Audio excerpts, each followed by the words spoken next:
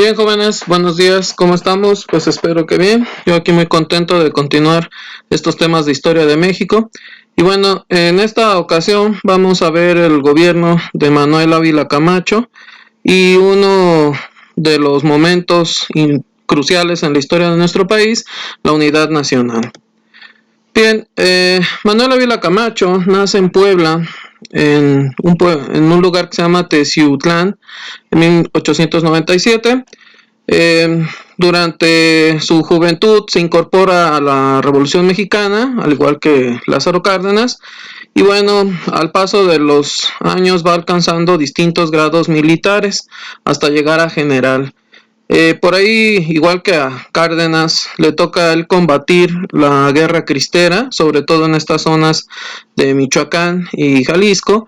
Y bueno, pues siempre tuvo cierta consideración hacia los grupos cristeros que, bueno, le tocaba combatir.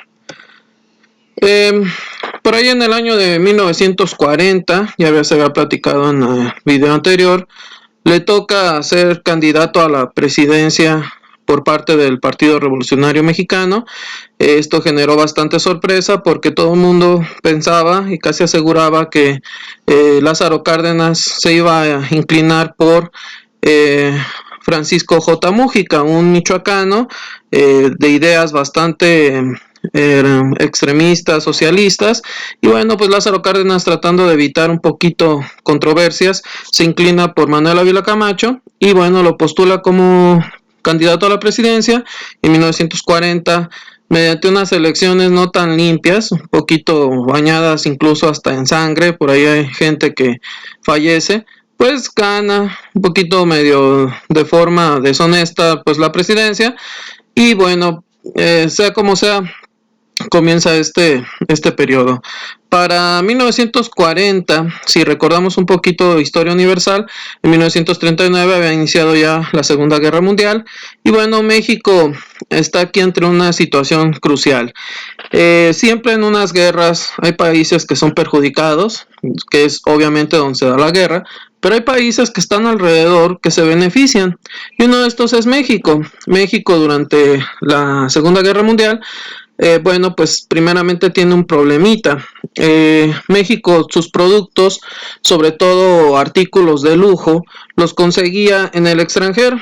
El perfume, los bilés, los pantimedias, en el caso de las mujeres, etcétera. Todo esto se conseguía en el extranjero. Pero en la Segunda Guerra Mundial, la industria de los países capitalistas se enfoca ahora en la construcción de armas y desatiende este mercado este mercado de productos que, bueno, pues eran, como digámoslo así, de segunda necesidad. Entonces, en el gobierno de Ávila Camacho se inicia, y continuando el asunto de la industrialización de México, se inicia un nuevo modelo económico llamado sustitución de importaciones. ¿Qué significa esto? Que antes las cosas que se importaban ahora se fabrican en México. Incluso se compra maquinaria, un poco ya hasta de segundo uso.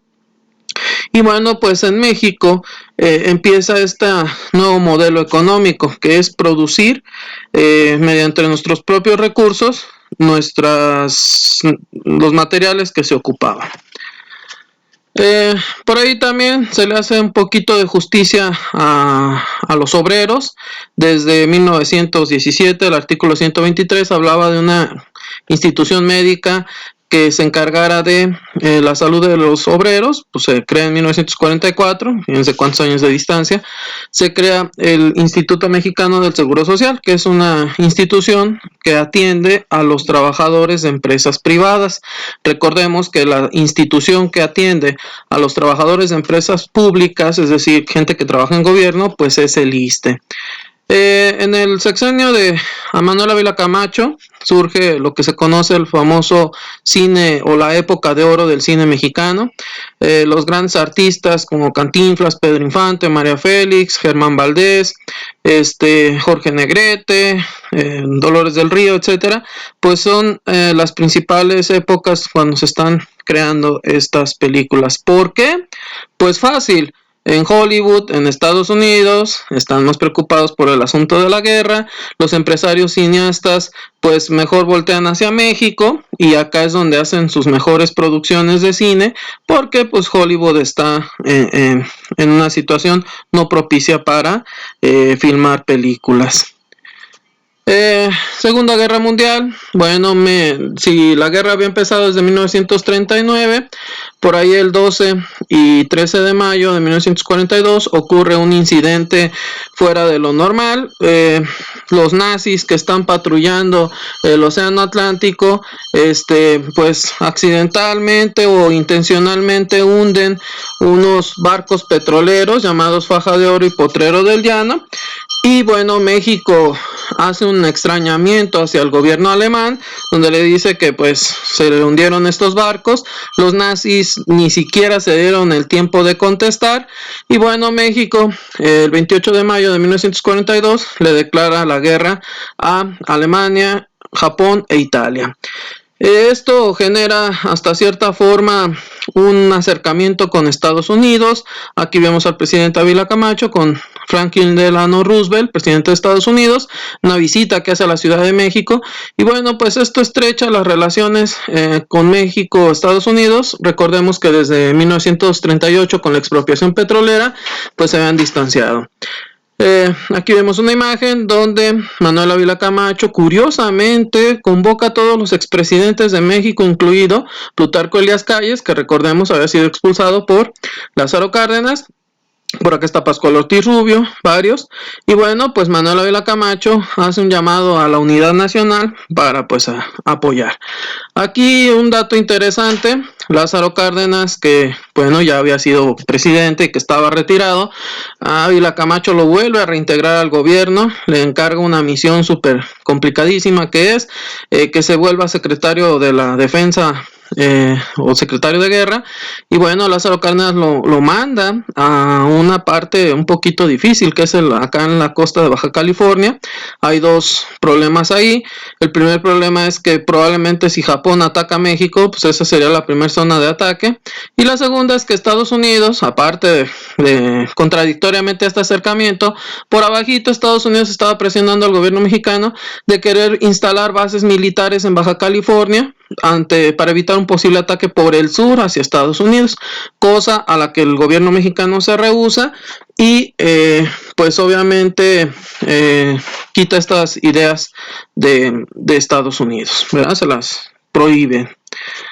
Bien, ¿cuál es entonces la principal aportación de México en la Segunda Guerra Mundial? Bueno, son dos. La primera es que muchos de los soldados que se fueron a pelear al frente anteriormente eran campesinos en Estados Unidos, agricultores. Se enrolan como soldados, se van, y entonces los campos de cultivo en Estados Unidos quedan vacíos, y se hace una convocatoria a México para que le pueda enviar trabajadores, ¿verdad? Entonces por ahí en 1942, estos son famosos bracero de brazos, ¿verdad?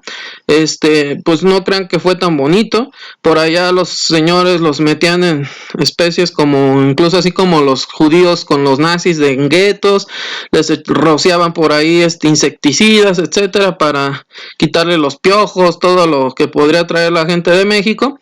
Y bueno, pues desde 1942 empieza una migración legal en este momento hacia Estados Unidos. Por ahí por los años 80 Estados Unidos ya deja de legalizar campesinos en Estados Unidos, y entonces pues se vuelven los famosos inmigrantes, ¿verdad? Ilegales que están en Estados Unidos desde los 80 hasta hoy 2020.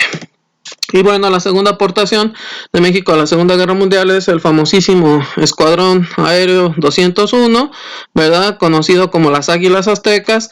México tardó bastante en entrar en acciones militares, y la razón es que Estados Unidos prueba a los pilotos mexicanos, dice: a ver, señores, vamos a probar si saben cómo funcionan los aviones, qué tienen que hacer, etcétera. tardan muchísimo en capacitar al ejército, a la Fuerza Aérea Mexicana, y por ahí en acciones entra hasta 1945, ¿verdad? Entonces aquí vemos un avión que básicamente la Fuerza Aérea Mexicana, aquí con su logo, pues era parte de la fuerza, era un escuadrón más del ejército aéreo o la Fuerza Aérea de Estados Unidos. Y bueno, pues sí hay bajas, pero bueno, este escuadrón 201 se tiene que retirar pronto. ¿Por qué? Porque si recordamos un poquito de historia universal, en agosto de 1945 Estados Unidos deja de bombardear Japón, porque pues ya tiene preparadas las bombas atómicas que se detonaron en Hiroshima, recordemos, 6 de agosto de 1945, y Nagasaki, 9 de agosto. Entonces por eso el escuadrón 201 pues tiene una muy breve participación en la Segunda Guerra Mundial. Es todo, jóvenes.